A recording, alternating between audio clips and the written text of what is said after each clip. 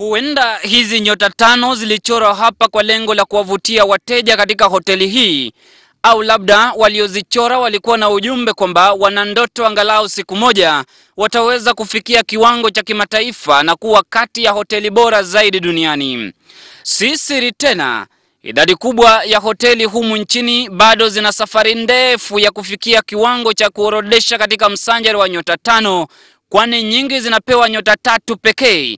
Ujumbe kwamba huduma zake ni za kiwango cha chini. The majority of them fall within the 3-star category, but we strongly believe that after a thorough sensitization there is room for improvement and others could graduate upwards. Ni kutokana na hali hii, Wizara ya Utalii imo mbioni kuanza shughuli ya kubainisha viwango vya hoteli hizi kwa lengo la kuimarisha ushindani na kuiuza nchi katika mataifa yanayoweza kuchangia pakubwa katika utalii wa humu nchini. Some of these particular facilities require some time to improve on a few little things.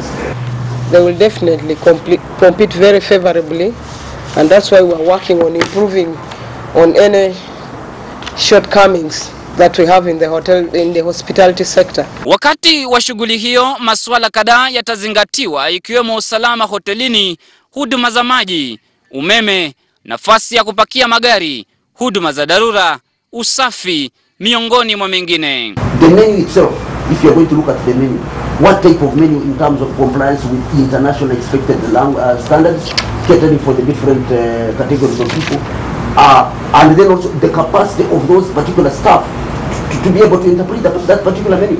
Shughuli hii inakuja wakati Uganda inatoka katika lepe la usingizi lililoifanya kutoona utajiri ulio katika sekta ya utalii kwa miongo kadhaa, licha kubarikiwa na mbuga zenye wanyama kadhaa, wengine wasioweza kupatikana katika mataifa jirani. Kenneth Bwire, WBS, taarifa ya habari.